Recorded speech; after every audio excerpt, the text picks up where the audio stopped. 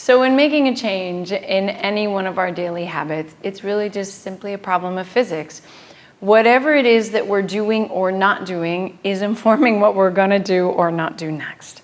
So the central key to starting a home yoga practice is starting.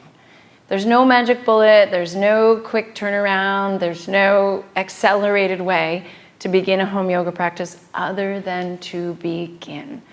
And these next 9 tips are things that we have found really helpful to starting.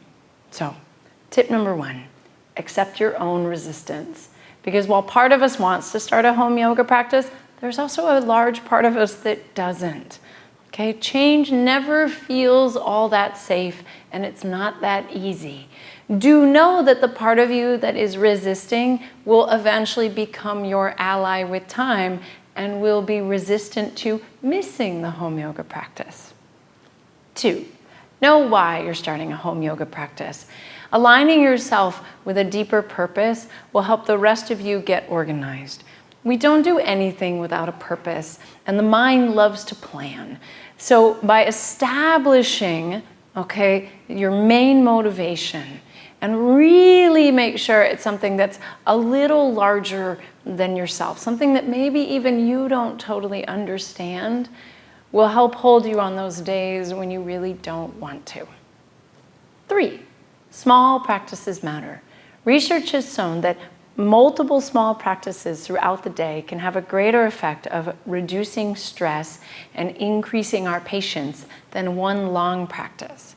So if you're finding that all you have time for is 10 minutes in the morning for a few sun salutations, maybe a handful of minutes in the afternoon to sit, and maybe a few moments at the end of the day to put your legs up the wall, do it. It's actually more effective. 4, put your practice on the calendar. Honor your practice time like you do any other appointment or scheduled meeting in the rest of your day. With some time, you'll find out if you have greater success making your practice in the morning or the afternoon or the evening, and you'll also discover where you feel the greatest rewards. We're different at different times of the day, and our practice meets us differently at different times of the day. And you're just going to find out with time where you have the greatest success. Trust what you discover and then stick with it. 5, make a record. Research has shown that we're 50% more likely to accomplish something if we're writing about it. So each morning or evening before your practice, take a moment to just make a small record of how you're feeling, what's going on in your life, and then as you practice, insights, ideas, thoughts are going to come up. Write them down, and maybe even if you're motivated, write down what you practiced. And then write down how you feel after your practice. This kind of record keeping will commit you to the idea that your practice is working and that you're doing it. We thrive with a sense of accomplishment. And unless we make a record of things, we forget. 6, interact with the teachers on our site. All of our teachers are so excited to meet you, to be with you, to find out how the practices are working. Your feedback, your experience, your questions help us be better teachers, as it's through the translation of the teachings that we also understand them. So reach out, connect. We'd love to hear from you. 7, include your friends. We just love the company of others. So if you're endeavoring to start a home yoga practice, you probably have a friend who is too. Include him or her. Start together. Share what you're finding out. Dialogue about it. Even better, if you have the space, invite your friends over to practice. I love practicing with my friends. It's just you really start to see that the yoga practice is so personal, so individual, so unique and specific to each one of us, that it removes the burden of imagining that there's some right way of doing it, something you're supposed to look like.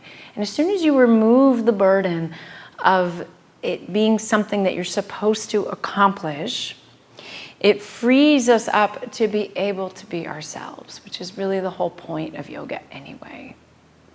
8, post it. Now, this advice might be only useful if you're of the more extroverted nature or like the tools of social media.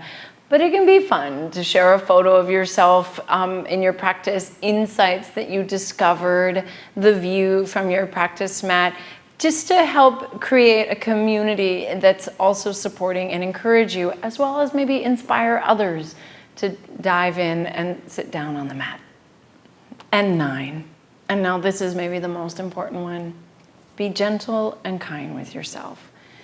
As we endeavor to do anything, there are going to be days where we miss the practice. Many days where we miss the practice. Multiple long periods where you miss the practice.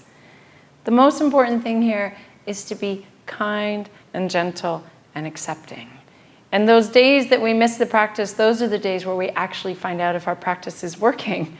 Because on the days where we don't get to take that medicine of connection with self, of ease, of spaciousness, can we still show up and be present and available for our lives, our friends, our loved ones, and everything else that's happening? So glad you've joined us on this journey. Please, again, the step that really only matters here is start.